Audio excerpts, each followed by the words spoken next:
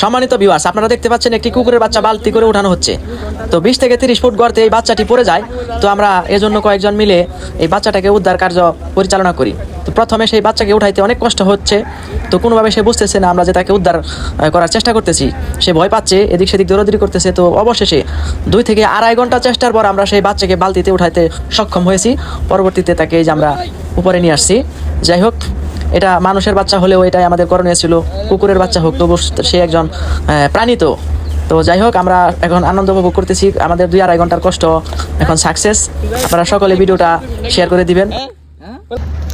অবশেষে সাকসেস। হ্যাঁ, এই পুরাটা দেখেন একবারে গাইমা নিজে টানা টানা হয়ে গেছে।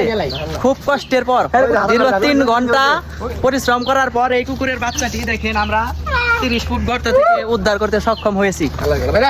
দেখেন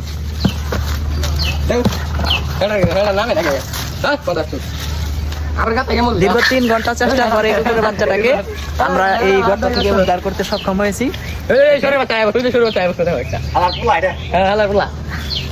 মোটামুটি 30 ফিট গর্ত।